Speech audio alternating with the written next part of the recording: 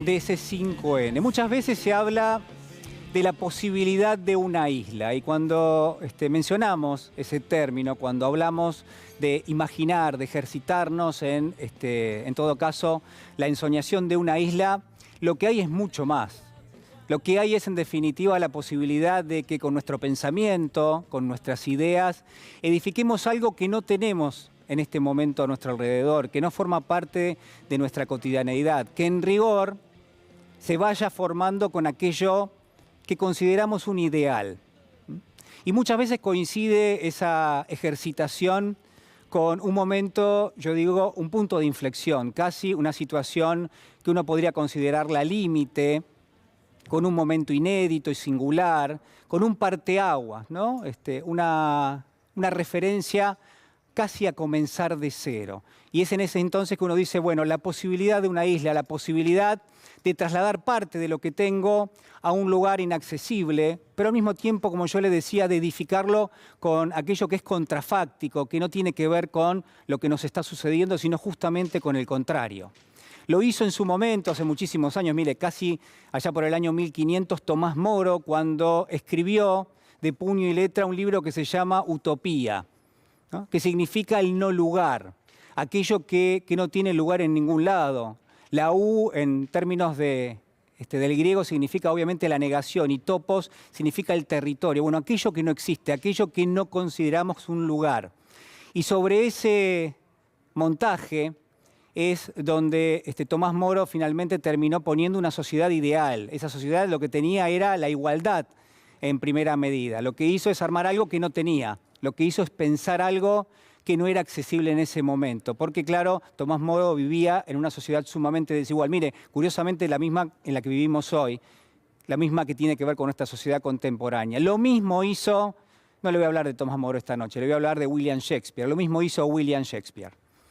100 años después, allá por el año 1606, Shakespeare va a escribir la última de sus obras. Y va a morir algunos años después. Va a escribir La Tempestad, que es ni más ni menos que la historia de una venganza entre dos hermanos, uno que era rey y que es desplazado por otro, y es la venganza de este que ha sido desplazado muchísimos años después. La Tempestad tiene un argumento sumamente sencillo, pero también muy complejo a la vez. La Tempestad habla de una persona, un rey, un mandatario, el duque de Milán. Claro, en aquel momento no había tantos países como ahora, lo que había era muchísimos más ducados, principados, y cada uno de esos monarcas, bueno, era dueño y señor justamente de esos distritos. Y en este caso hablamos de Próspero. Próspero era el monarca de Milán, el duque de Milán. Y por supuesto, dice Shakespeare, era un hombre sabio. Y como todo hombre sabio, leía muchísimo, se formaba mucho, al punto tal de que, dice Shakespeare, descuidó los asuntos de gobierno. Estoy hablando hace muchísimos años, ¿no? Por supuesto. ¿Qué pasó entonces? Bueno, se la voy a hacer corta. Le dedicaba tanto tiempo a la lectura. Shakespeare también va a contar que este hombre próspero se dedicaba a los libros de magia. Y le dedicaba tanto tiempo que su hermano terminó desplazándolo del gobierno. Su propio hermano, Antonio, terminó usurpándole el poder y lo puso encima de un buque y lo mandó a alta mar. Y allí entonces se desató una tempestad, y esa tempestad terminó llevándolo a Próspero, este hombre sabio, hacia una isla totalmente deshabitada junto a su hija Miranda. Y a partir de allí Próspero va a encontrar a algunos habitantes finalmente. Va a dar con una especie de habitante originario que se llama Calibán, y también va a descubrir algunos, yo le diría, bueno, algunos espíritus buenos, ¿no? Entre los cuales hay uno que se llama Ariel. Ese espíritu estaba encerrado en un árbol, lo que va a decir es Próspero que lo termina liberando, utilizando la magia, y van a pasar muchísimos años. Mire, van a pasar 12 años desde el momento en que Próspero es separado de su cargo, es expulsado directamente de ese pequeño país que es Milán en ese momento, que va a dar en esa isla, que va a quedar, yo le diría, varado durante 12 años. No la va a pasar mal, dice Shakespeare, porque va a utilizar el tiempo para estudiar, va a utilizar el tiempo para leer, para formarse.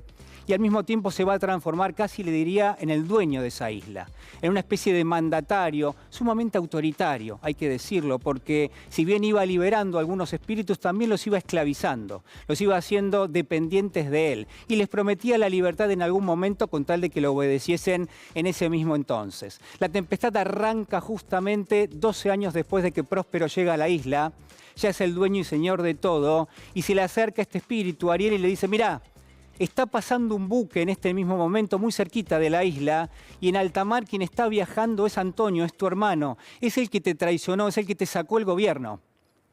Y lo que vamos a hacer juntos, le dice el espíritu, es desatar una tempestad. Vamos a hacer que naufrague Antonio, pero le vamos a salvar la vida. Y dicho y hecho, por supuesto, es lo que termina pasando y Shakespeare lo va contando, ¿no? La gran enseñanza es que en todo momento Próspero, este señor, dueño y señor en todo caso de la isla, en ninguna instancia va a reflejar su verdadero nombre. En ninguna instancia de todo lo que va a ir contando esta tempestad de William Shakespeare va a dar la cara y le va a contar a su hermano Antonio que es él el que va a generar, mire, muchísimas cuestiones, ¿no? Porque lo que va a hacer Próspero una vez que su hermano llega a la isla es urdir un encantamiento, tejer una venganza, y es la historia de la venganza. Lo va a enfrentar Antonio una vez llegado a la isla con la naturaleza, lo va a enfrentar con Calibán, lo va a terminar también enfrentando con sus propios miedos, ¿no? Qué poderosos que son muchas veces nuestros propios miedos, nuestra incertidumbre, que muchas veces se genera en momentos inéditos y singulares, en momentos liminares. Y eso fue lo que le pasó a Antonio, que es arrastrado por el miedo, que es arrastrado por la angustia, que sufre el terror y que en algún punto, mire, llega a tanto el terror que no sabe si está vivo o muerto. Y estos eran todos los efectos mágicos que le iba generando ese mago que es Próspero, ese hermano traicionado que estaba tomando venganza. Pero claro, Shakespeare nos tiene, como siempre, una sorpresa, porque si al final de esta obra lo que muestra es que Próspero estaba equivocado, que tomando venganza, que quizás recreando permanentemente aquello que había sido parte de sus frustraciones, se estaba equivocando. Y Shakespeare va a tejer un final que dista bastante de esto que le estoy comentando, ¿no? Hay un arrepentimiento en el medio por parte de Antonio y también hay una promesa por parte de Próspero de volver al ducado de Milán, de retomar el poder y al mismo tiempo de perdonar a todo el mundo, a aquellos que le habían hecho daño. Mire, yo podría hablarle de que esta historia tiene que ver con la venganza, y por supuesto que sí, pero también con una historia de codicia, casi le diría con la imposibilidad de la convivencia entre caracteres tan heterogéneos, ¿no? Entre personalidades tan distintas, entre dos hermanos que se habían enemistado y que en todo caso uno lo había traicionado primero y el otro ha tomado venganza después. Pero sin embargo, la lectura que quiero darle esta noche no tiene que ver con eso, tiene que ver con otra situación. Y es que en la medida en que prestamos atención nos damos cuenta de que Shakespeare lo hace caer a Próspero prácticamente, yo le diría, en las garras de aquello que lo había sacado de su propio gobierno, porque Próspero, una vez llegado a la isla, se transforma en un mandatario sumamente autoritario, esclaviza a aquellos que libera primero y en todo caso repite las fórmulas que lo habían llevado hasta ahí. Y todo esto tiene una relación directa, creo yo, con mucho de lo que discutimos, porque estamos en un momento inédito y singular, como yo le digo. La pandemia, la verdad que lo ha cambiado todo. Y también estamos en un momento donde tenemos que decidir si vamos a repetir una y otra vez parte de lo que han sido los errores, si quienes están al frente, en este caso, de la discusión pública, y todos de alguna manera somos parte de esa discusión pública, si vamos a cometer los mismos errores, si vamos a cruzarnos por viejas venganzas, si vamos a llamar a esas ideas que han quedado en el pasado y afortunadamente que queden en el pasado. Porque lo que tenemos hoy no puede compararse con absolutamente nada. Y esto es parte también de lo que uno puede leer en la obra de La Tempestad de William Shakespeare. Mire, déjeme decirle algo. Déjeme decirle que uno puede observar, uno no tiene más que ver en los medios de comunicación, cómo algunos referentes que en el pasado tuvieron el poder, y estoy hablando por supuesto del expresidente Mauricio Macri, cómo se reitera, cómo se repiten las fórmulas que no solamente han fracasado, sino que además nos han traído al lugar donde estamos hoy, esta isla desierta, esta isla que nos propone la posibilidad de una isla, la posibilidad de reescribir algo, la posibilidad de tratar de hacer algo cercano de aquello que Tomás Moro llamó utopía, que es el no lugar, la negación de algo. Y precisamente de eso también tenemos que hablar cuando hablamos de William Shakespeare, la posibilidad de una isla, la posibilidad de que esa tempestad que de alguna manera nos ha arrojado hasta aquí, y la pandemia es claramente una tempestad, bueno, de que nos haga reflexionar, de que nos haga pensar, de que nos haga trabajar en nuevas ideas y sobre todo abandonar las viejas revanchas que no conducen a ningún lado.